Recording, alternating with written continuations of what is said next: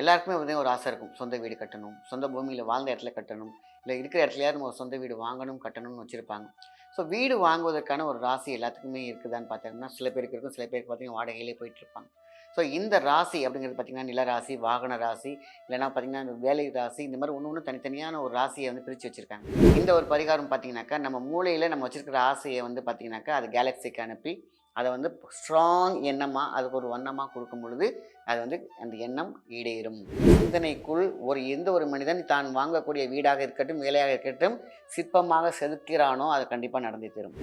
இது எப்படி சாத்தியம்? சில பேர் சொல்லுவாங்க, "விளக்கேத்துனா உழைக்கிறது தான் முக்கியம்.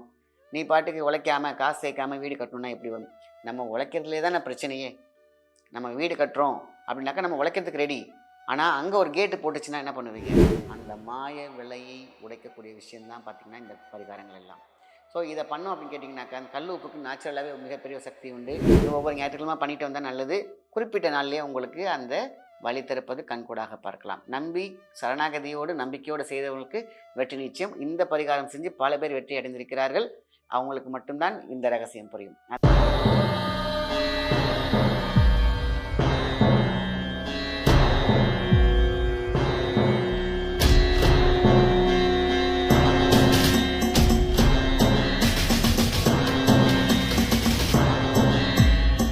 வணக்கம். உங்கள் மாயன் செந்தில்குமார். இன்றைய பரிகாரம் ரொம்ப ரொம்ப முக்கியமானது. எல்லாருக்கும் தேவையான ஒன்று.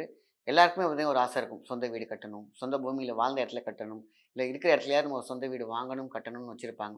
ஸோ வீடு வாங்குவதற்கான ஒரு ராசி எல்லாத்துக்குமே இருக்குதான்னு பார்த்தோம்னா, சில பேருக்கு இருக்கும், சில பேருக்கு பார்த்தீங்கன்னா வாடகையிலே போயிட்டுருப்பாங்க.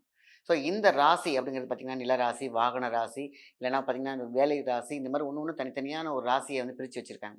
ஸோ நம்மகிட்ட இருக்கக்கூடிய மூளையின் திறன் என்னன்னு கேட்டீங்கன்னா, எதை நம்ம ஆழ்ந்து சிந்திக்கிறோமோ, எதை நமக்கு வேணும்னு நினைக்கிறோமோ அதை செஞ்சு கொடுத்துரும் மூளை.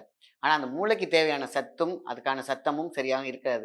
ஸோ அதனால தான் பரிகாரம் என்ற ஒரு பேர்ல பார்த்தீங்கன்னா, சயின்டிஃபிக்கலா அதுவும் பார்த்தீங்கன்னா, ஆன்மீக ரீதியாக ஒரு இணைஞ்ச ஒரு விஷயத்த தான் அந்த காலத்துல எல்லாருமே சொல்லியிருக்காங்க. எல்லாமே எல்லா மருத்துவ மகத்துவமே பார்த்தீங்கன்னாக்கா, விஞ்ஞானமும், மெய்ஞானமும் சேர்ந்தால் மாற்ற முடியாது எதுவும் இல்லை. ஸோ இந்த ஒரு பரிகாரம் பார்த்தீங்கன்னாக்கா, நம்ம மூளையில நம்ம வச்சிருக்கிற ஆசைய வந்து பார்த்தீங்கன்னாக்கா, அது கேலக்ஸிக்கு அனுப்பி, அத வந்து ஸ்ட்ராங் எண்ணமா, அதுக்கு ஒரு வண்ணமா குடுக்கும் பொழுது, அது வந்து அந்த எண்ணம் ஈடேறும். ஈடேறும் அப்படிங்கிறது கேட்டிங்கனாக்கா, சக்தியாகி, புக்தியாகி, புத்திக்குள் இருக்கும் எல்லா விஷயங்களும் நம்மள வந்து பாசிட்டிவா மாத்தி, அதை வெற்றி, வெற்றி என்ற ஒரு கோலுக்குள் கொண்டு வர வேண்டும். ஸோ இயற்கை அன்னை கொடுத்த கல் உப்பு இதுக்கு ரொம்ப ரொம்ப தேவை. ஒரு மண் அகல் சட்டி. இல்லைன்னா அகல் சட்டி தெரியுங்களா? ஏதாவது பானைய மூடுற மாரி சட்டி வச்சிருப்பாங்க. அது புது சட்டியா வாங்கிக்கணும். அதில வந்து பார்த்தீங்கன்னா, கல் உப்பு. கல் உப்ப வந்து பார்த்தீங்கன்னாக்கா, நம்ம வந்து இந்த அயோடின் இந்த மாரிலாம் போட்டு கலந்து புதுசா கெமிக்கல் வச்சிருக்காங்கல்ல, அது கிடையாது.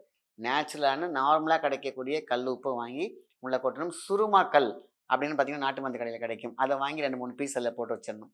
ஸோ, இப்ப இந்த உப்புக்கு கீழ என்ன எழுதணும்னா, நீங்க வைக்கிறீங்க பார்த்தீங்களா? வாங்குறீங்களா இந்த மண் பாண்டம்.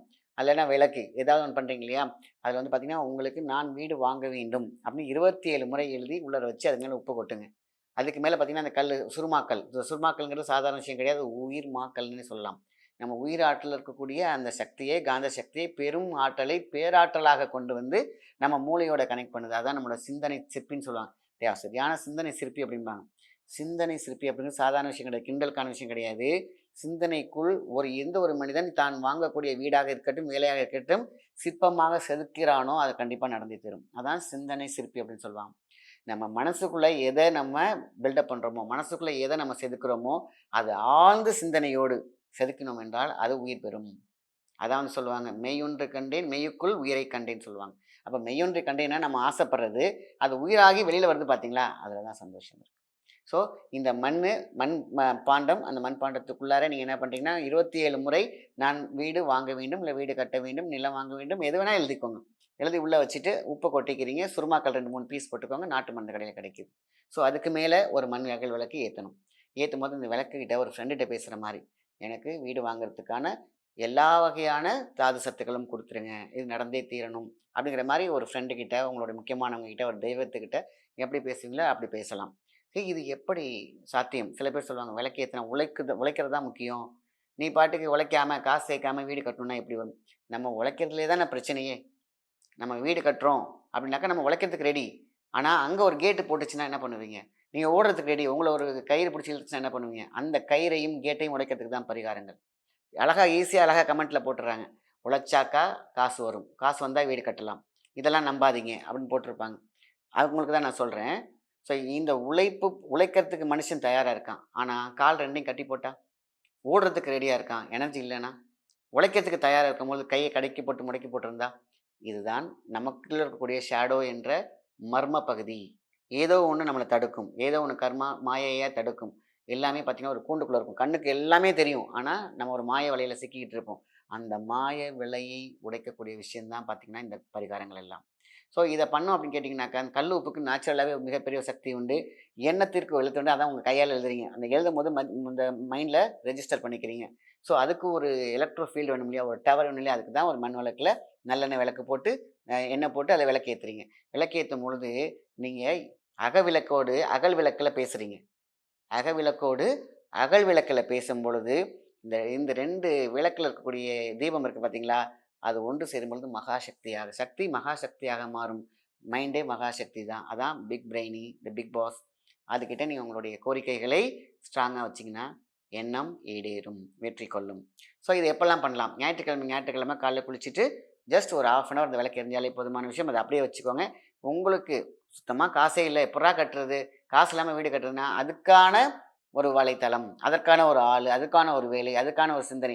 காசு வர்றதுக்கான உங்க உழைப்பு, நீங்க உழைக்கிறதுக்கான அத்தனை எங்கெங்கெல்லாம் கேட்டு பூட்டிருந்துச்சோ, அந்த கேட்லாம் தொறக்க ஆரம்பிக்கும். அதுக்கப்புறம் அதுக்கான சிந்தனை, அதுக்கான சில விஷயங்கள். வீடு கட்டணும்னா பணம் வேணும் இல்லையா? அதுக்கான விஷயங்கள்லாம் எப்படியாவது அந்த ஃப்ரேம அரேஞ்ச் பண்ணி குடுக்குறது தான் பரிகாரங்கள் எல்லாம். சரிங்களா? இது ஒவ்வொரு ஞாயிற்றுக்கிழமை பண்ணிட்டு வந்தா நல்லது. குறிப்பிட்ட நாள்லயே உங்களுக்கு அந்த வழி திறப்பது கண்கூடாக பார்க்கலாம். நம்பி சரணாகதியோடு, நம்பிக்கையோடு செய்தவர்களுக்கு வெற்றி நிச்சயம். இந்த பரிகாரம் செஞ்சு பல பேர் வெற்றி அடைந்திருக்கிறார்கள்.